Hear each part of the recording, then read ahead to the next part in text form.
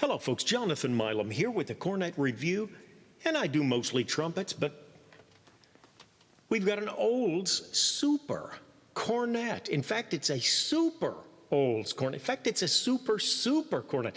It's an Olds Super, and just a really interesting horn. Of course, here you can see the tone ring, and very interesting horn. I've had a few of the cornets in the Olds line. I've got a special that I really like.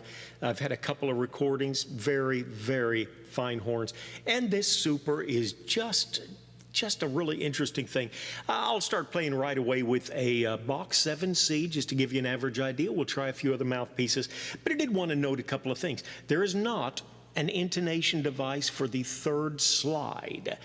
This is the main tuning device, and just behind it is the third slide, but there isn't an intonation device. There is a device for you to be able to mount a, oh, I had it on the tip of my tongue a few minutes ago, one of those little doodads that holds the music up. But that is not, if we turn it on this side, that is before you would get to the intonation area.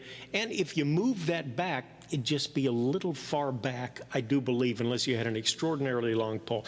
What they did instead was give you the first slide opportunity here. And I find it a little awkward to deal with, but nonetheless, it's there. And I've seen these where they didn't have this hook for the thumb, and they just had a little circle there, like a third slide pole that they put on the first.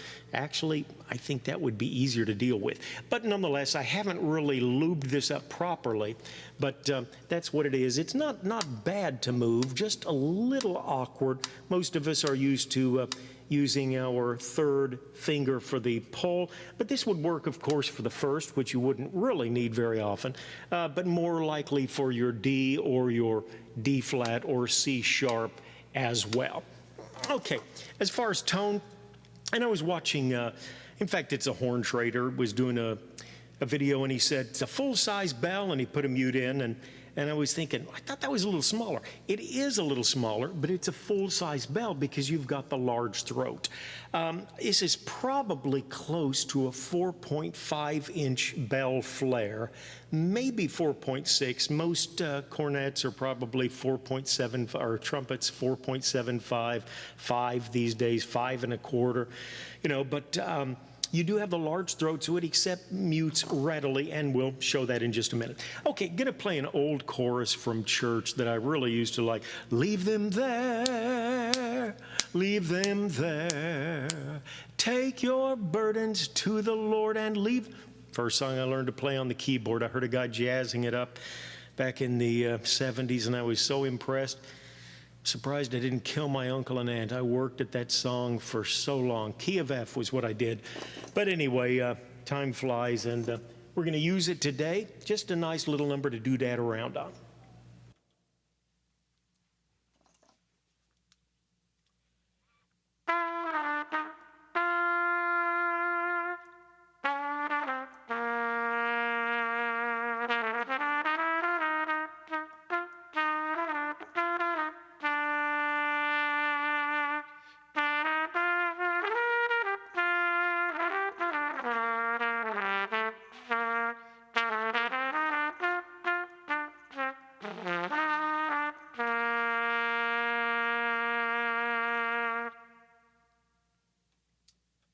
Okay, one benefit to a cornet, of course, is it's shorter, and even though they do call this a long cornet because there is no shepherd's crook here, it still is shorter because of the way that they made the wrap. They've got a lot of tubing that they put around this area. So the benefit is, if you're working with a mute, you got a plunger mute, which I don't have, but I've got a good little wah-wah, and we'll show you some potential there. I don't have long arms. I'm, about 5'7" on a good day, and not particularly long arms, but this will show you what you could do with a mute if you wanted to.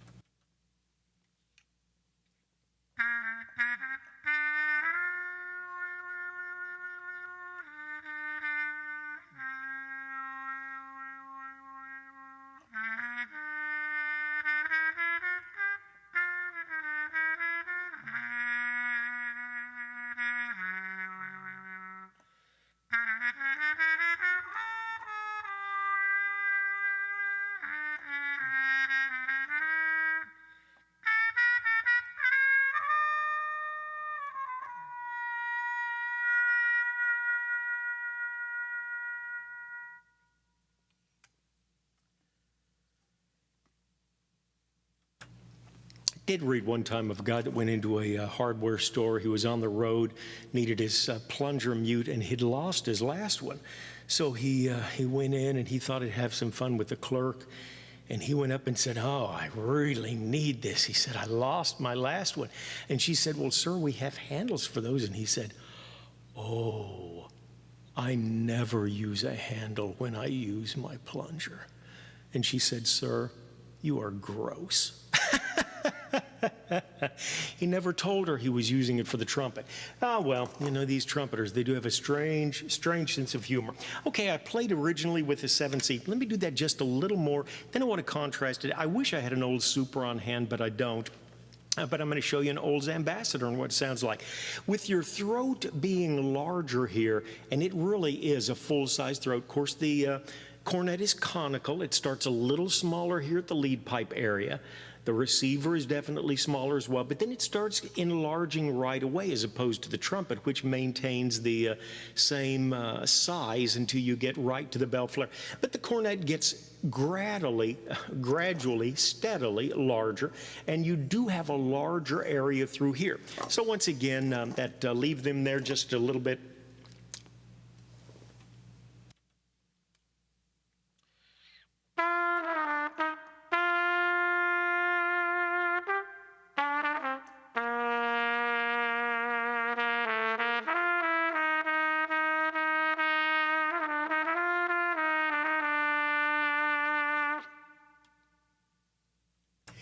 And I hope you can tell, but I'm going to use a 7C on the Ambassador. The Ambassador's just got a little sharper sound, which you would expect from a trumpet, a little more strident tone, piercing, if you please.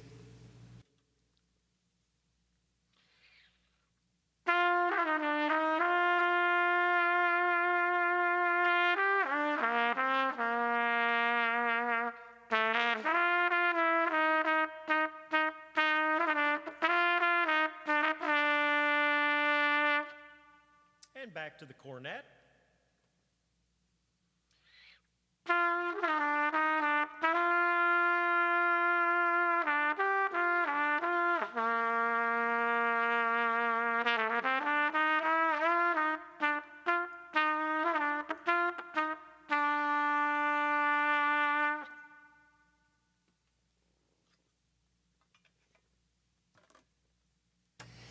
Got a beautiful Bach Strad 43 bell medium bore, which will probably be one of my next videos. And I also need to do a video on, how I'm getting the sound that I'm getting, which I'm very happy about.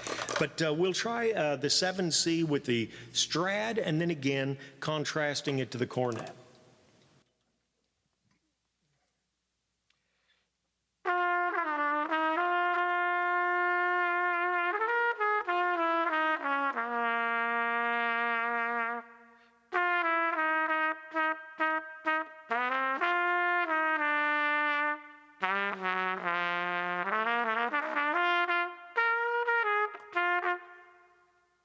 And back to the cornet.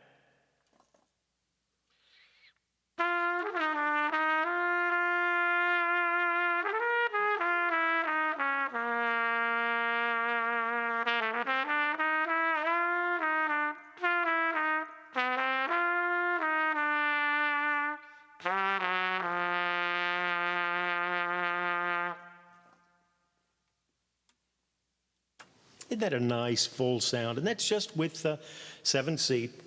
Now, I'm going to go a little deeper, and I'm going to use a Curry BBC, certainly a little deeper, larger throat as well.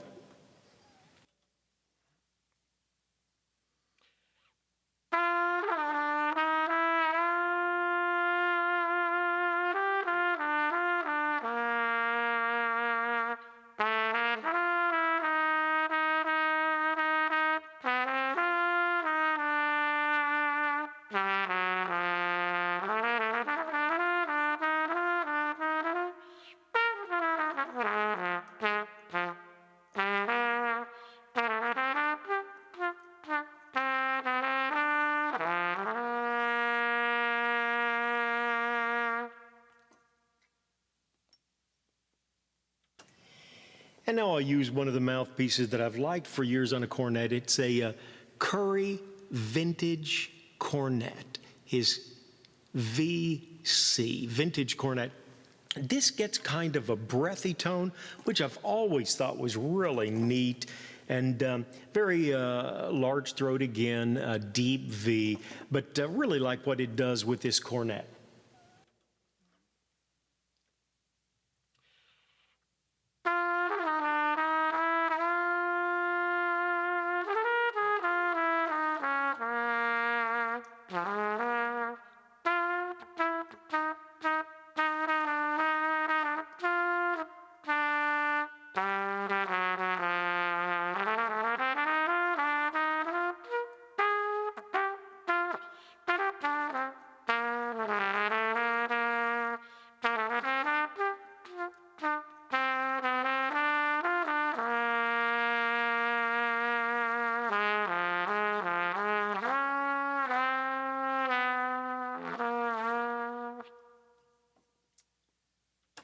I really do like that vintage cornet piece. Mark Curry does a great job with mouthpieces. A lot of guys that use 3Cs, the 3C mouthpiece for trumpet, cornet, I guess, either one, really like Mark's 3C. Very comfortable rim, and they tell me he's quite a good trumpeter as well. Very interesting blow here. But you've got 3 water keys. You've got the one here, then at the tuning slide, and also, of course, for your 3rd slide over in this direction. Okay, I'm going to switch to a much shallower Reeves piece. Some people like the cornet for Dixieland if you wanted something to cut through. This will give you an idea what you could do. I'll play the same song, just raise it up a 4th.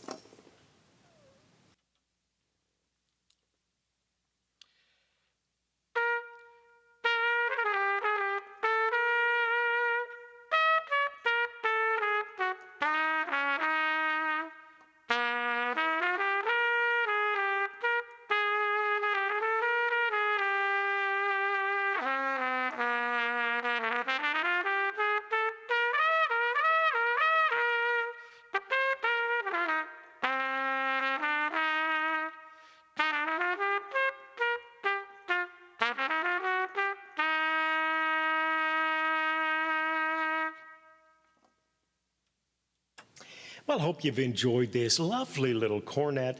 Once again, it is an Olds Super. Love the tone ring back here. This particular one, I believe, has been relacquered in a beautiful honey shaded piece.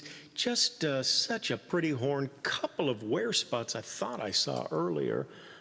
Kind of a little streak here, something along the lead pipe. Got this from Jenny at trumpetherald.com. In fact, I got 2 of them. I got one from 51, I think it is, and it takes a larger back bore, you know, the old vintage large taper Olds cornet mouthpiece is needed. So I've got a couple on the way. We'll try that later. But this is such a beautiful horn, fun little horn to play. I've always wondered about them. Once you get used to the first slide piece, and it's not too bad at this angle. I struggled with it earlier, but definitely different. Nothing on the 3rd. You know, you keep reaching for that and think, where's my pull? Where's not one on this horn, but you do have the intonation aid on the 1st to help you out there. Hope you've enjoyed it, folks. As always, it's just a pleasure. If you can give me a thumbs up, it certainly is appreciated. Google likes it a little bit better than nobody giving a thumbs up. Hope your day is going well. Any questions, comments? That's what we enjoy, the sharing of knowledge. Take care, and hope life is treating you well. If not, spend some time on the horn. I read once 15 minutes outdoors in a garden reduces so many of life's problems. And sometimes we do get overwhelmed with challenges. We live in a very, very complex, difficult time. But sometimes just being out with the creation and, of course, the Creator can make things so much better. Take care. God bless.